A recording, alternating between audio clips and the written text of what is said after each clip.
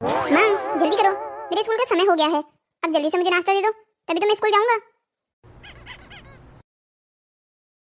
मैंने तो तुम्हारे बैग में कब से तुम्हारा टिफिन रख दिया है। अरे तुम अकेले ही हो, तुम्हारा भाई कहाँ है? वो अभी तक तैयार नहीं हुआ है। मैं कह देता हूँ, अगर आज इसने मुझे फिर लेट करवाई तो मैं इसको छोड़कर स्कूल चला जाऊंगा। बेटा राकेश, इतना गुस्सा क्यों आता है तुझे? तू उसका बड़ा भाई है, थोड़ा ध्यान रखना पड़ता है अपने छोटे भाई का। बड़ा भाई हूँ, इसका नौकर नहीं जो हमेशा इसका ध्यान रखता फिरूंगा। मुझे भी अपने काम होते हैं, हर रोज इसका इंतजार थोड़ी करता रहूंगा। इसकी वजह से हमेशा मुझे लेट हो जाती है। अरे आता ही होगा। अमन बेटा, तू तैयार नहीं हुआ अभी तक? बस माँ, आ रहा हूँ। अरे अम्मा, आपने मेरा टिफिन भी मेरे बैग में डाल दिया है ना? हाँ बेटा, तेरा टिफिन भी मैंने तेरे बैग में डाल दिया है। अच्छा ठीक है, अब तुम दोनों स्कूल जाओ। राकेश, अपने छोटे भाई का ध्यान रखना। कोई से परेशान करे तो इसकी मदद करना। हाँ हाँ ठीक है, यही काम तो रह गया है मुझे। अच्छा ठीक है, जाओ अब तुम दोनों।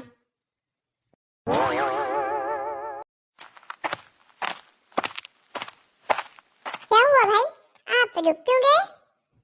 मुझे कुछ काम याद आ गया है, मैं स्कूल नहीं आऊंगा, तू जा अभी। क्या काम, मुझे बताएंगे आप?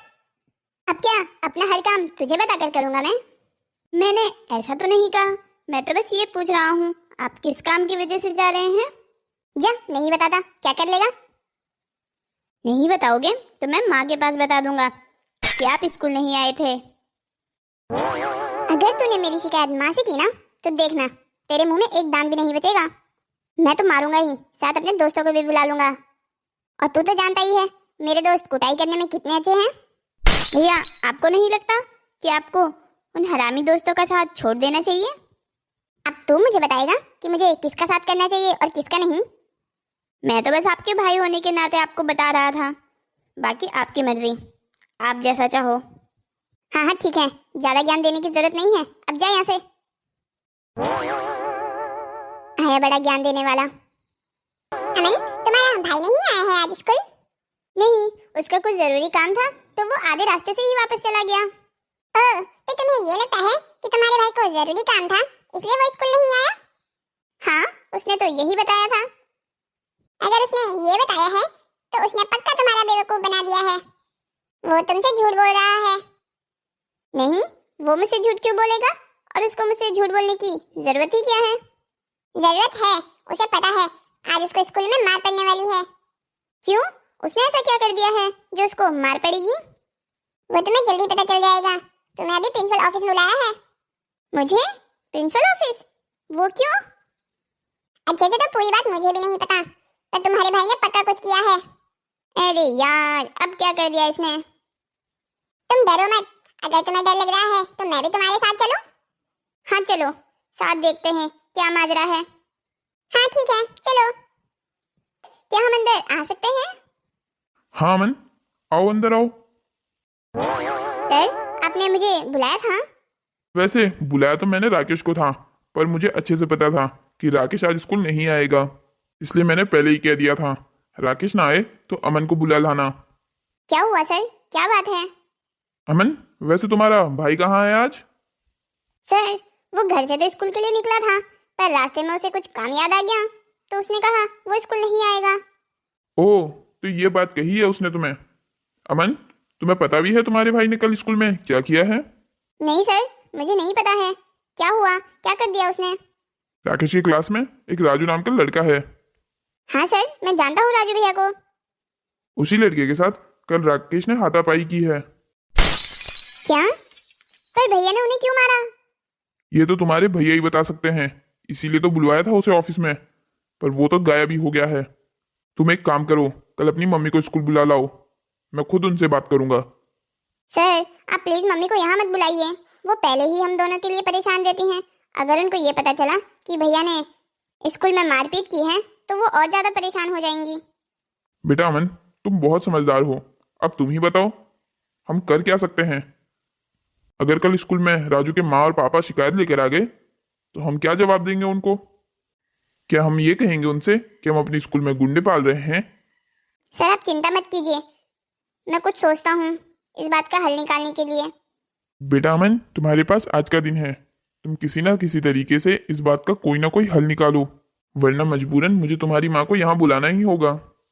सर आप चिंता मत कीजिए, मैं आज शाम को जो भी हल निकलेगा वो आपको बता दूंगा।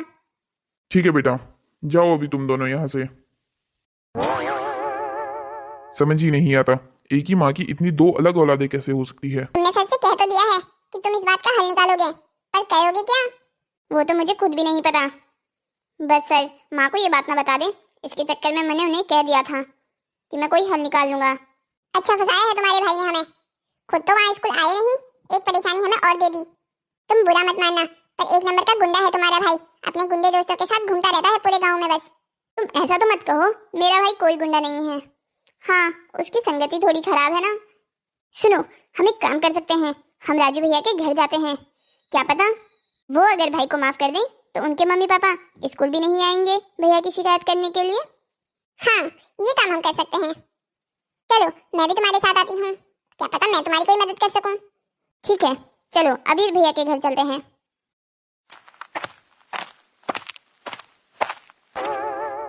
अरे तुम तो राकेश के भाई हो ना, तुम यहाँ मेरे घर पे क्यों आए हो?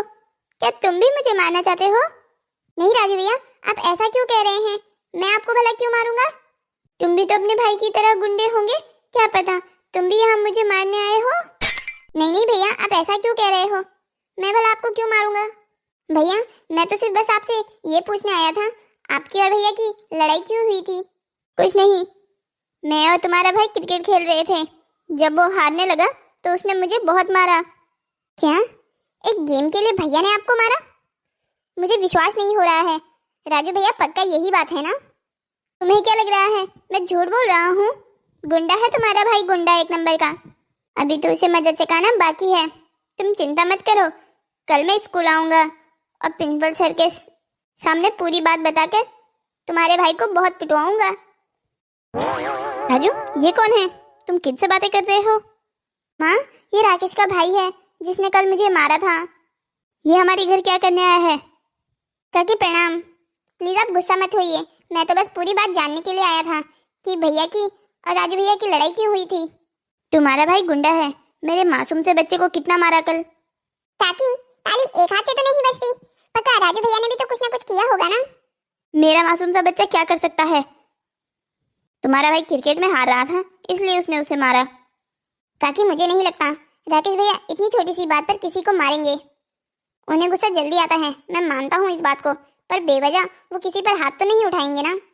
वो सब मैं नहीं जानती, मैं कल स्कूल आ रही हूँ तुम्हारे भाई की शिकायत करने के लिए, कल तुम भी अपनी माँ उर्मिला को लेके आना। मैं भी तो जरा पूछूं उससे, ऐसे कैसे संस्कार दे रही हो अपने बच्चों को गुंडा बनाने के। काकी अब भैया और राजू भैया की लड़ाई हुई है, इसमें माँ का क्या दोष है, आप उन्हें क्यों बुला रही हैं स्कूल? अरे उसे क्यों ना बुलाऊं स्कूल, माँ तो वो तुम्हारी ही है ना। बच्चों के अच्छे और बुरे कामों की दोनों की जिम्मेदार माँ ही होती है। अब तुम जाओ यहाँ से अभी, कल स्कूल में ही मुलाकात होगी तुमसे। अब अपने भाई को भी कह देना कि तैयार रहे वो भी। राजू आखिरी बात पूछ रही हूँ, जो तूने मुझे बात बताई है यही बात हुई है ना कल? हाँ माँ, राकेश क्रिकेट में हार रहा था इसीलिए उसने मुझे मारा। आपको मुझ पर भरोसा नहीं है क्या? तुम पर भरोसा है, पर मेरी समझ ये भी कह रही है इतनी सी छोटी बात पर राकेश मुझे हाथ उठाने वाला लड़का तो नहीं लगा। आपको भी उसी गुंडे पर विश्वास है, लगता है मुझे तो आपने उठाकर लाया है, क्योंकि मेरी बातों पर तो आपको विश्वास नहीं हो रहा। बेटा ऐसी बात नहीं है, तुम गलत समझ रहे हो। मैं क्या गलत समझ रहा हूँ? आपको अगर नहीं आना कल स्कूल तो मत आइए। अब मैंने ऐसा तो नहीं कहा, क्यों नहीं आऊंगी मैं? मेरे बेटे पर हाथ उठाया उसने, उसकी शिकायत तो करना जरूरी है। आज तुम पर उठाया है, कल किसी और पर उठाएगा। पता नहीं क्यों मुझे राजू भैया की बातों पर विश्वास नहीं हो रहा था। चिंकी सेम टू सेम, मुझे भी पता नहीं क्यों राजू भैया की बातों पर विश्वास नहीं हो रहा था। मानता हूँ मेरा भाई थोड़ा अनाड़ी है, पर ऐसा भी नहीं है कि गेम में हारने पर वो किसी को मार दे। तुम्हें नहीं लगता हमें पूरे माजरा पता करना चाहिए? पर कैसे, पूरा दिन तो बीत चुका है। छोड़ो यार, अब कल जो भी होगा देखा जाएगा।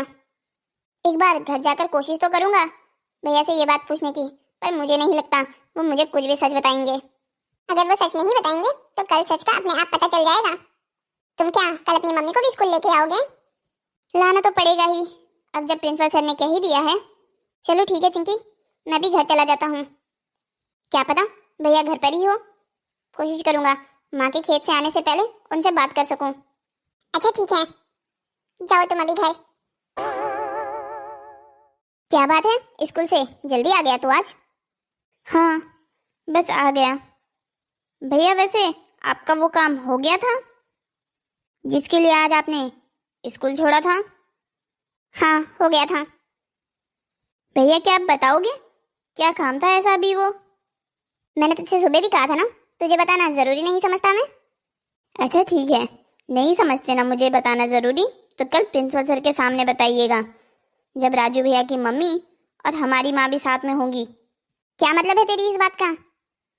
पूरे स्कूल में ढिंढोरा पीट चुका है कि आपने कल राजू भैया को मारा था। अब ये बताइए आपने कल राजू भैया को क्यों मारा था? वो कल बकवास ज्यादा कर रहा था, इसीलिए मार पड़ी उसको। पर एक गेम में हारने की वजह से आपने उसको मार दिया, ये तो गलत बात है। हाँ उसको मार दिया, चीटिंग कर रहा था वो। भैया पता नहीं क्यों मुझे आप दोनों की बातों पर विश्वास नहीं हो रहा है। मैं जितना आपको जानता हूँ उसके हिसाब से आप इतनी छोटी सी बात पर तो राजू भैया को मारने से रहे। कह रहा हूँ ना, बस इतनी सी बात थी, इसीलिए उस पर हाथ उठाया था। अब तो जा यहाँ से। अरे माँ आप यहाँ? क्या हुआ, तुम दोनों फिर से लड़ाई कर रहे हो क्या? नहीं माँ ऐसी कोई बात नहीं है, मैं और अमन तो सिर्फ बात कर रहे थे। भैया झूठ क्यों बोल रहे हो? माँ मैं आपको सच बात बताता हूँ। आपको पता है कल भैया ने हमारे स्कूल में एक लड़की की पिटाई की है। क्या ये बात सच है राकेश कि तूने किसी लड़के को मारा है स्कूल में? अरे मैं ऐसा कुछ नहीं है, बस खेल खेल में लग गई थोड़ी सी बस। हाँ ये सही है, इतनी लग गई कि कल प्रिंसिपल सर ने आपको भी स्कूल बुलाया है। क्या मुझे भी स्कूल बुलाया है? इसका मतलब बात इतनी सी नहीं है, कुछ बहुत बड़ा हुआ है। वो सब मुझे नहीं पता, आप तो बस कल स्कूल जाने के लिए तैयार रहिएगा। वैसे है कौन वो लड़का जिसे राकेश ने मारा है? सरोज काकी का बेटा है राजू भैया, हमारे गांव वाला राजू। राकेश तूने क्यों मारा उसे? ये सवाल तो कब से मैं भी पूछ रहा हूँ, पर ये सच बताने के लिए तैयार हो तब ना। ठीक है अब तो सच कल स्कूल में ही बताना। तुम लोगों की वजह से और पता नहीं कैसे कैसे दिन देखना बाकी रह गया है। मैं तुम्हें स्कूल इसलिए भेजती हूँ तुम यहाँ लड़ाई करो। माँ मेरी कोई गलती नहीं है, सारी गलती उस राजू की है। हाँ तो यही तो पूछ रहे हैं तुझसे, ऐसा क्या कर दिया उसने जो तूने उस पर हाथ उठा दिया? वो मैं आपको नहीं बता सकता, मुझे सिर्फ इतना पता है कि मेरी कोई गलती नहीं है। ठीक है नहीं बता सकते तो मत बताइए, अब खुद ब खुद प्रिंसिपल सर बताएंगे कि आपको क्या सजा देनी है।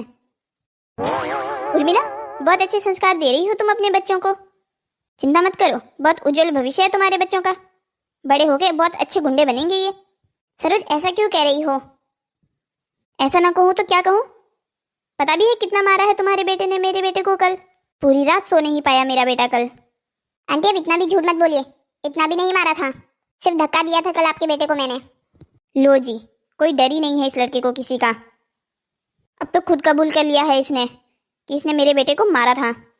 चिंता मत कर, तेरे बेटे को अच्छी खासी सजा दिलवाऊंगी, स्कूल से ही बाहर निकलवा दूंगी, ऐसे बच्चे स्कूल के लिए हानिकारक हैं। सरोज पूरी बात जाने बिना तुम ऐसा कैसे बोल सकती हो? गलती सिर्फ राकेश की है, इस बात का फैसला अभी आया नहीं है। ओ तो आप लोग पहले से ही यहाँ जमा हैं?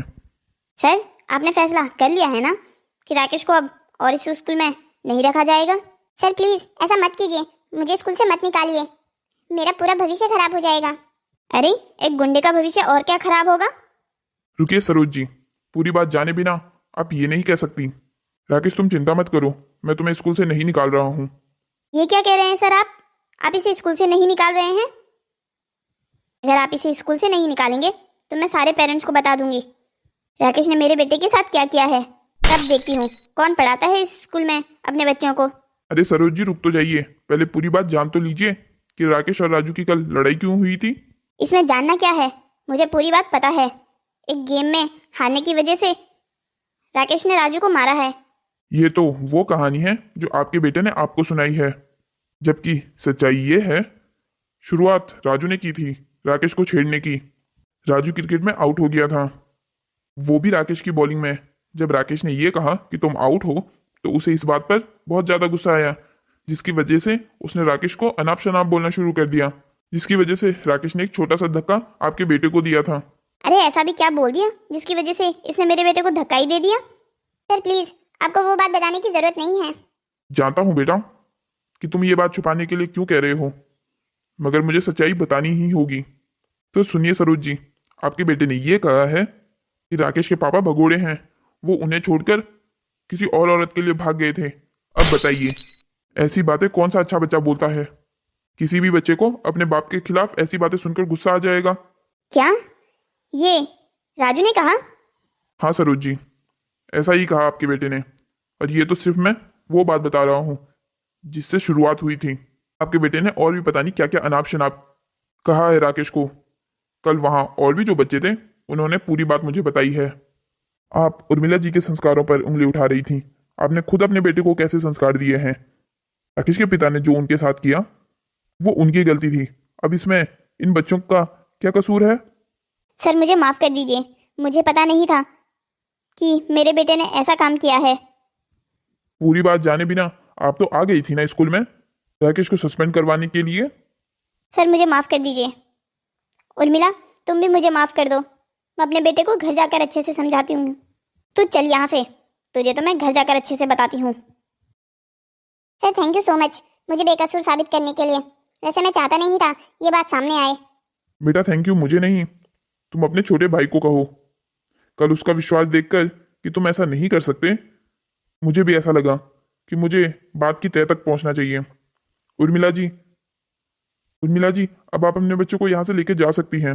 आप चिंता मत कीजिए, उन्हें कोई स्कूल से सस्पेंड नहीं करेगा। बहुत बहुत धन्यवाद सर। क्या बात है, तुझे मुझ पे बड़ा विश्वास था कि मैं ऐसा नहीं कर सकता? आप मुझसे कितना ही भी लड़ो झगड़ो, पर मैं जानता हूँ आप मुझे बहुत प्यार करते हैं, तो मेरा भी फर्ज बनता है ना, जब मेरा भाई मुसीबत में हो तो मैं उसे बचा सकूं। बच्चों आज तुमने मेरा दिल खुश कर दिया। ऐसे ही एक दूसरे के लिए मुसीबत में खड़े रहना। ओ दोस्तों, तो कैसी लगी आपको हमारी ये कहानी? ऐसी ही और मजेदार कहानियों को देखने के लिए हमारे चैनल को सब्सक्राइब करें, शेयर करें और हाँ लाइक का बटन जरूर दबाइएगा। और अपने प्यारे प्यारे कमेंट हमारे कमेंट बॉक्स पर जरूर छोड़िएगा, हम आपके सारे कमेंट्स पढ़ते हैं। अच्छा तो अभी हम चलते हैं आपके लिए नई कहानी लेके आने के लिए। तब तक के लिए बाय बाय।